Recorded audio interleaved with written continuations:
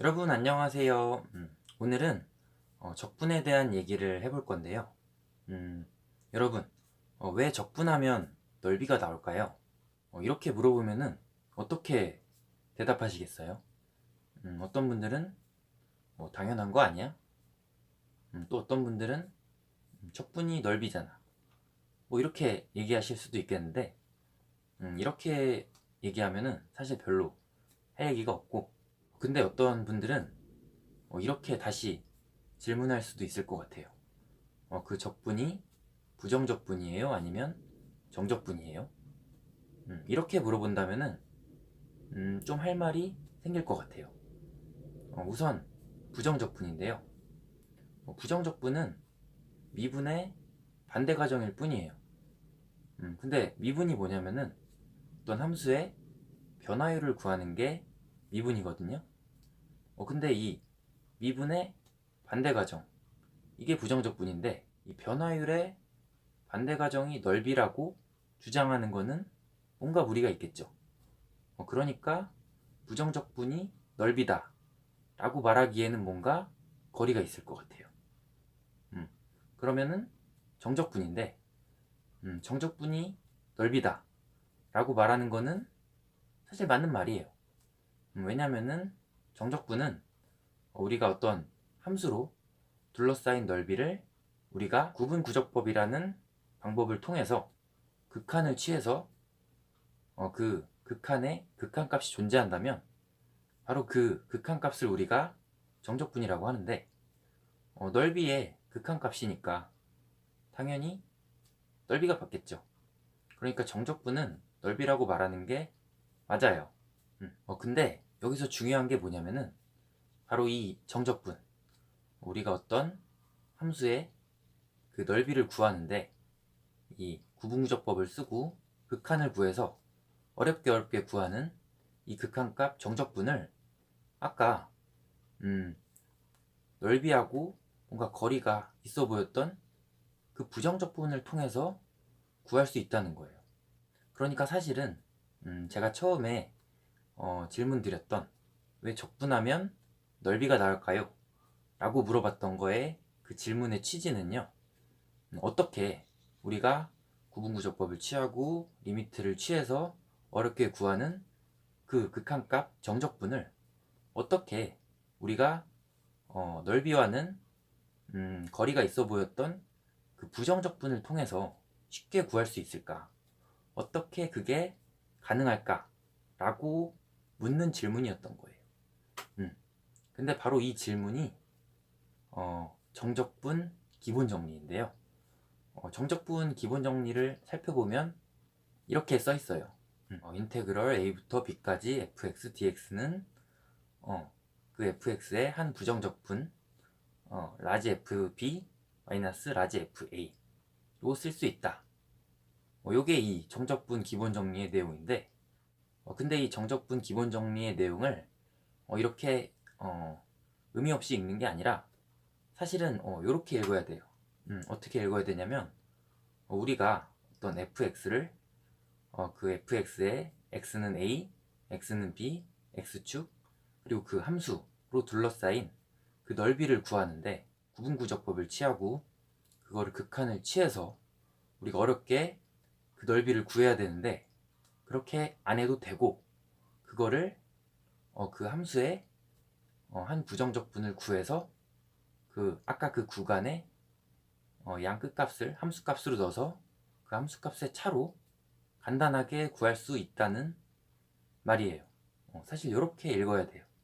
그러니까 이 첫 번째 등호는 그냥 정적분의 정이고 우리가 보여야 될 거는 바로 이 두 번째 등호예요. 왜냐면은 부정적분은 넓이랑 관련이 있다고 직관적으로 생각되기 힘드니까 이거는 당연한 부분은 아닌 거죠. 그러니까 이 등호는 우리가 보여야 될 부분이고, 만약에 이 등호를 보일 수 있다면 우리는 이제 이 어려운 구분구적법의 극한을 취할 필요가 없이 이 극한값을 그 함수의 부정적분을 통해서 구할 수 있다는 거예요. 그러니까 우리가 어떤 함수로 둘러싸인 넓이를 구하는데 만약에 우리가 지금까지 해왔던 부정적분을 잘 알고 있으면은 그 넓이를 구할 수 있다는 거예요. 다시 말해서 어떤 넓이가 있는데 우리가 그거를 함수로 표현하고 그 함수의 부정적분을 우리가 알고 있으면 넓이를 쉽게 구할 수 있다는 게 바로 이 정적분 기본 정리인 거예요.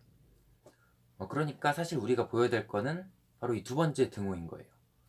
이 극한값을 어떻게 부정적분의 함수값의 차로 보일 수 있는가, 바로 요 등호, 요거를 보이는 거예요. 혼란하면 안 되는 게 이 첫 번째 등호는 보일 게 아니에요. 이 첫 번째 등호는 그냥 정의예요. 이 극한값을, 그 극한값이 존재한다면 이렇게 쓰자는 정의일 뿐이에요. 그러니까 뭐 2부터 3까지 넓이를 구하고 싶으면 그 넓이의 극한값을 그냥 이렇게 쓰자고 하는 게 바로 이 정의고요. 근데 그거를 요렇게 라지 F3 마이너스 라지 F2 요렇게 구할 수 있다는 거는 우리가 이제 보여야 된다는 거죠. 근데 이 정적분 기본 정리의 증명이 뭐 책에 없느냐? 책에 있어요. 책에 있는데 이 증명을 이해를 하려면은 첫 단추가 중요한데 이 첫 단추가 너무 이해하기가 익숙하지가 않아요. 왜냐면은 우리가 방금 정적분을 정의했고 이 정적분의 정의도 약간 익숙하지 않은데 증명의 시작을 이 정적분으로 정의된 함수로 이 증명을 시작해요. 그러니까 이 다음 단계부터는 그 증명이 어렵지 않은데 이 첫 단추부터 뭘 하는 건지 모르니까 이 증명을 다 따라간다 하더라도 내가 뭘 보인 건지 모르고 정적분의 기본 정리가 뭘 의미하는 건지도 모르고 넘어가는 경우가 많아요. 그래서 이 증명은 정말 훌륭하지만 이 첫 단추를 잠그기가 너무 힘들기 때문에 우리가 이 증명을 안 보고 그냥 넘어가요. 넘어가도 왜냐면 부정적분을 할 줄 아니까 정적분 계산을 하는 게 어렵지 않거든요. 그리고 증명을 안 하고 그냥 사용하고 익숙해지고 심지어 나중에 이 정적분으로 정의된 함수까지 익숙해지더라도 우리가 다시 여기로 돌아와서 이 부분을, 이 증명을 다시 보지 않아요. 왜냐면은 그 첫 인상이 별로 좋지 않았기 때문에. 그래서 오늘은 이 훌륭하지만 이 첫 단추를 잠그기가 힘든 이 증명 대신에 좀 더 직관적이고 우리가 해왔던 증명 방식에 가까운 방법으로 요 정적분 기본 정리를 증명해 보려고 해요. 근데 이 정적분 기본 정리를 증명하기 전에 뭔가 우리가 약속할 게 하나 있는데 이 정적분의 정의 있잖아요. 리미트 n이 무한대로 갈 때 시그마 k는 1부터 뭐 n까지 fx 곱하기 뭐 n분의 b-a 뭐 이게 너무 길잖아요. 그쵸? 이 얘기를 계속 해야 되는데 너무 기니까 이제 이거는 제가 이렇게 표현을 할게요. 리미트 시그마 fx dx 이렇게 말하면은 그 구분구조법의 극한이라고 생각을 해주세요. 이거는 어느 참고서나 교과서에 있는 그 구분구조법의 예를 들 때 항상 드는 표현이거든요. 항상 fx고 a부터 b까지고 항상 n등분을 하고 항상 직사각형의 넓이로 그 구분구조법의 극한을 구하거든요. 그러니까 이 부분은 익숙하다 생각하고 제가 쓸게요 그냥. 그리고 이 부분에 나오는 부분, 이 n등분을 하고 그 n등분된 그 x 좌표들도 좀 눈에 익숙하게 본 상태로 시작을 할게요. 그러니까 n등분을 했으니까 a 다음은 a 플러스 델타 x, 그 다음은 a 플러스 2 델타 x, 이런 식으로요. 이런 표현이 일단 익숙해야 돼요. 물론 이 델타 x는 n분의 b-a고요. 그리고 하나만 더 알아줬으면 하는 게 평균값의 정리예요. 평균값의 정리는 정말 중요하니까 알고 있다고 가정을 할게요. 그러면은 우리가 증명을 시작할 건데 우리가 어떻게 증명을 할 거냐면은 우리가 하는 그 직접 증명법으로 바로 증명을 할 거예요. 그러니까 이 라지 fb 마이너스 라지 fa를 이 정적분의 값으로 만들어야 되는데, 이 정적분 값이 리미트 시그마 fx dx잖아요. 그러니까 이 증명을 어떻게 할 거냐면은 이 라지 fb 마이너스 라지 fa를 식을 적당히 조작을 해서 결국 리미트 시그마 fx dx를 만들 거예요. 그러면은 본격적으로 증명을 시작해 볼게요. 자, 우선은 이 라지 fb 마이너스 라지 fa의 이 간격을 좀 넓혀서 우리가 수학에서 자주 쓰는 그 트릭인 같은 것을 빼고 같은 것을 더해주는 그 트릭을 한번 써볼게요. 뭘 빼주고 뭘 더할 거냐면은 바로 요건데, 라지 f a 플러스 n-1의 dx예요. 요게 뭔가 복잡해 보이는데, 요 a 플러스 n-1의 dx 이게 뭐냐면은 이 라지 fx 말고 우리가 구분구조법을 할 때 이 fx를 n등분 했었잖아요. 그때 그 x 좌표들, 그게 a부터 a 플러스 dx, a 플러스 2dx 이렇게 쭉 있어서 마지막에 a 플러스 n-1 dx, 그 다음 마지막에 a 플러스 n dx, 요거는 결국 b가 되죠. 여기 있는 값들이에요. 여기 있는 값들을 계속 쓸 건데, 여기 있는 값들이라고 생각하면 돼요. 근데 함수는 다르죠. fx가 아니라 라지 fx니까. 일단은 복잡하면은 그냥 같은 거를 빼고 같은 걸 더해줬다 생각을 할게요. 그래서 요거를 빼주고 더해주면은 식이 이렇게 바뀌겠죠. 요거를 한번 더해줘요. 뭘 빼주냐면 이번에는 그 전항, 라지 f 마이너스 a 플러스 n-2 델타 x, 이런 식으로 계속 해가면은 맨 마지막에는 f a 플러스 델타 x 마이너스 fa 이렇게까지 되겠죠. 중요한 거는 여기까지 식이 라지 fb 마이너스 라지 fa랑 똑같다는 거예요. 왜냐면 같은 것을 뭐 빼주고 더해주고 요 트랙을 쓴 것 뿐이니까요. 자, 이 다음에 또 수학적 트릭을 하나 쓸 건데, 또 우리가 많이 쓰는 거예요. 이 어떤 수에 같은 수를 곱해주고 같은 수로 나눠줘도 식의 변화가 없죠. 마찬가지로 같은 수로 나눠주고 같은 수로 곱해줘도 식의 변화가 없겠죠. 그래서 우리가 이 식에다가 델타 x로 이 식을 나눠주고 다시 델타 x를 곱할 거예요. 그래도 식의 변화가 없겠죠. 근데 이 델타 x로 나눠준 부분은 이 전체 안에 들어와 가지고 이렇게 곱해줄게요. 근데 두 개씩 묶어서 곱해줄 거예요. 당연히 이렇게 해도 되고요. 이 모양까지 만들어 준 다음에 우리가 사용할 게 뭐냐면 바로 평균값의 정리인데요. 우리가 이 둘둘씩 묶어준 요 부분에서 뭔가 평균값의 정리에서 봤던 모양이 뭔가 보이시나요? 이 잘 보면은 분모는 델타 x고 요 함수값의 차이는 그 정의역이 딱 그 델타 x만큼 나는 걸 볼 수가 있어요. 그러니까 우리가 평균값의 정리를 써서 이 우리 라지 fx가 어떤 함수인지 모르겠지만 평균값의 정리를 쓰면은 이 각각의 이 둘씩 묶어졌던 요 모양에서 이 모양이 어떻게 바뀌냐면은 이 라지 f 프라임 어떤 c로 바뀔 거예요. 그 c는 뭐냐면 그 각각의 델타 x 구간, 그 구간 안에 있는 어떤 값이 되겠죠. 그런 값이 존재한다는 게 평균값의 정리고요. 그러니까 식이 이렇게 바뀔 거예요. 근데 이 c 값들이 많으니까 c에 첨자를 붙여서 c1부터 cn이라고 이렇게 써줄게요. 그럼 식이 뭐 이렇게 바뀌겠죠. 근데 우리가 이 라지 fx를 fx의 한 부정적분이라고 정의를 했기 때문에 이 라지 fx의 미분된 함수는 fx겠죠. 그러니까 요 식을 다시 이렇게 쓸 수가 있을 거예요. 그쵸? 근데 우리가 아까 같은 것을 빼주고 더해주고 요 작업을 n번 했었는데, 사실 이 작업은 무한히 할 수 있겠죠. 그러면은 요 델타 x가 점점 줄어들고 요 간격이 점점 좁아들겠죠.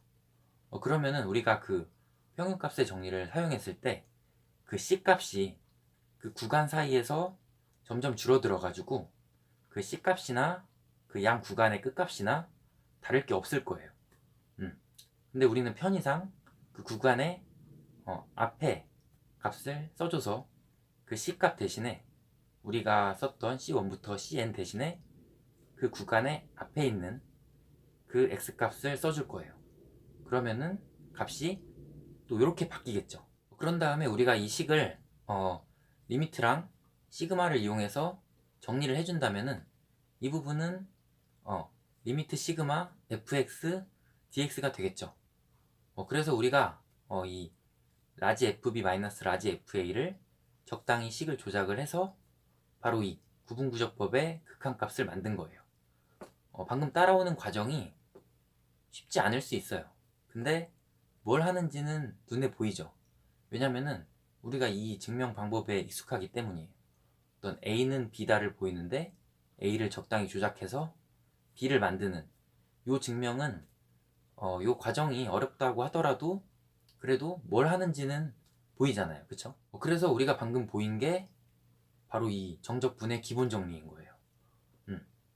이 어떤 함수의 이 둘러싸인 넓이를 구하는데 그 함수의 부정적분의 그 구간의 함수값의 차이를 적당히 식을 조작을 하면은 우리가 구하려는 그 둘러싸인 넓이를 구할 수 있다는 거를 방금 증명을 한 거예요.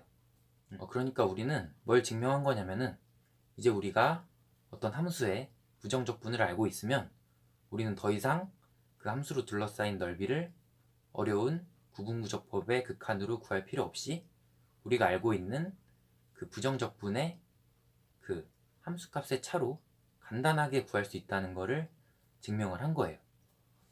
뭘 보인 거냐면 어떻게 적분을 통해서 넓이를 구하는지를 보인 거예요. 왜 적분하면 넓이가 나온 건지를 보인 거예요. 근데 이런 좀 길고 어려운 증명을 보면은 이런 생각을 하시는 분들도 있어요.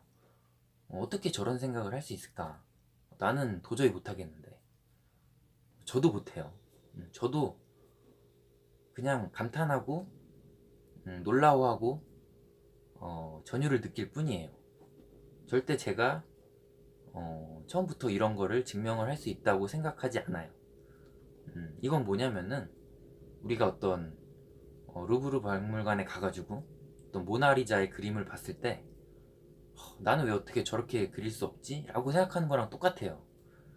이런 증명은 정말 어떤 수학의 한 예술 작품이라고 생각하면 돼요. 우리가 이런 거를 만들지 못한다고 하더라도 그건 어쩌면 당연한 거예요. 그거는 어떤 예술가가 예술 작품을 만들었을 때 우리가 그거를 못한다고 좌절하지 않잖아요. 그걸 보고 감탄하고 즐길 뿐이잖아요. 이런 수학의 어떤 증명을 볼 때도 그런 시각으로 보면은 그렇게 수학이 멀리 있지 않을 것 같아요. 절대 저도 이런 걸 처음부터 증명할 수 없어요. 근데 이 증명을 그 첫 단추가 어려웠다는 이유로 한 번도 이 증명을 해보지도 않고 고등학교를 마치는 경우가 사실은 대부분이거든요. 근데 이거는 너무 아쉬워요. 왜냐면은 이 적분이 넓이를 구할 수 있다는 이 부분을 우리가 눈으로 체험할 수 있는 기회를 사실은 놓치는 거거든요.